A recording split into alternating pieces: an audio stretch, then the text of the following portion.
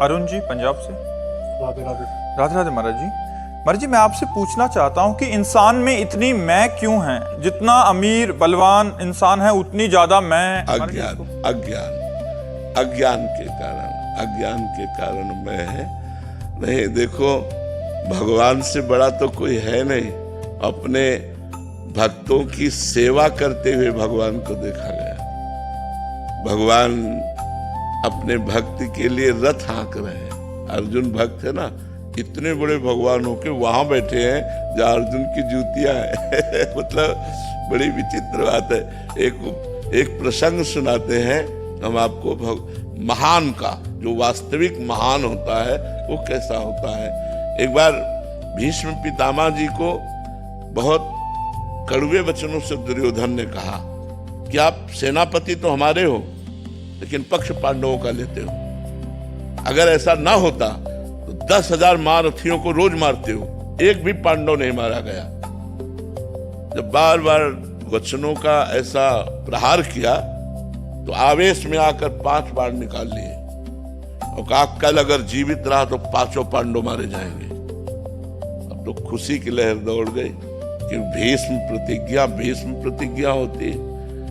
अब ये गुप्तचर लगे रहते थे, दोनों शिविरों में गुप्तचर रहते थे। तो तुरंत गुप्तचर गए और पांडवों से बताया कि तुम्हारे मारने के लिए भीष्म पितामह जी ने 5 बाण निकाल ली और प्रतिज्ञा कर ली। ये बात भगवान श्री कृष्ण को भी, द्रौपदी जी को भी, 5 पांडवों को कोई फिक्र नहीं। भगवान गए और उनका सूचना मिली तुम्हें? हाँ। बोले तुम तो ऐसे सब निश्चिंत बैठे हुए हो, क्यों? तुम्हें कोई विचार, कोई चिंता, कोई भय? बोले कुछ नहीं। बोले क्यों? बोले आप हो ना, जिसके चिंता करने वाले आप मुझे इसके विषय में क्या चिंता कर ली? द्रौपदी जी से कहा ऐसा करो, तुम तैयार हो बहु रूप में और यहां से घूंघट करो, आगे चलो और पीछे दासी के कपड़े हमें लाओ। दासी के कपड़े भगवान ले पहले, पीछे पीछे भगवान दासी रूप में, आगे आगे द्रौपदी स्वामिनी रूप में। दरवाजे के पास पहुंचे भीष्म जी, चूंकि महान बाल ब्रह्मचारी, तो बोले पादुका उतारो। पादुका लेकर पीतांबर में लपेट कर ऐसे खड़े हो गए जैसे दासी खड़ी होती है। द्रौपदी जी अंदर गई, प्रणाम किया पितामह को, बोली नहीं, घूंघट करके। पितामह ने विचार, देखो बुद्धि बदलने वाले भगवान ही होते हैं। पितामह ने विचार किया अभी दुर्योधन गया हमसे प्रण करवा के, तो उसकी पत्नी आई होगी आशीर्वाद लेने, तो उनका सौभाग्यवती हो। तो द्रौपदी जी ने पर्दा हटाया और कहा वह बात सत्य माने या यह बात सत्य माने आपकी? अभी कुछ समय पहले आप प्रण करते हो, 5 बाण निकालते हो कि 5 पांडवों को मार देंगे, और संध्या का समय है और इस समय मुझे आशीर्वाद देते हो सौभाग्यवती भव। मैं ये मानूं सत्य बात या वो सत्य बात मानूं? भीष्म जी के होश उड़ गए। बोले वो कहा है जो तुम्हें हाल आया है क्योंकि जान गए कि मुझे चक्कर में फंसा दे, इसका मतलब वो है। वो कहा है?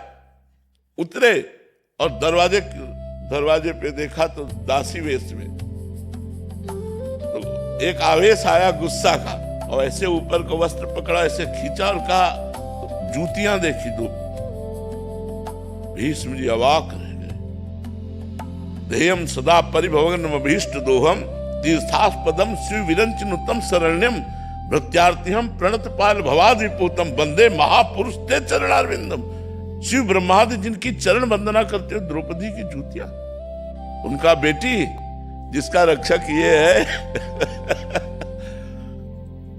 तुम्हारे पतियों का बाल बांका भी नहीं हो सकता, जिसका ये रक्षक है उसको कौन मार? तब कहा प्रभु आपने मेरी प्रतिज्ञा टलवाई, और आप जब महाभारत का संग्राम प्रारंभ होने वाला था तो आपने प्रण लिया था मैं अस्त्र नहीं गाऊंगा, कल मैं आपका प्रण तोड़ूंगा। आज आपने मेरा प्रण तोड़ा है, कल मैं आपका प्रण तोड़ूंगा। भगवान ने कहा भक्ति के लिए अपना प्रण तोड़ना मुझे सहज है, भक्ति के लिए अपना प्रण तोड़ना मुझे, अपनो प्रण विसार भगत को पूरो प्रण निभाओ। वही हुआ, दौड़ पड़े भगवान रथ का पहिया लेकर के भीष्म पितामह को मारने के लिए। जब अर्जुन के ऊपर बाणों की बौछार कर दी, तो इतने महान भगवान हो करके देखो कैसे अपने भक्तों के लिए कैसे। तो भला कोई ऐसा धनी है जो अपने भक्त को संग्रहणी रोग हो जाए, बार बार टट्टी जा रही हो और वो साफ कर रहा हो? नौकर लगा सकता है, लेकिन स्वयं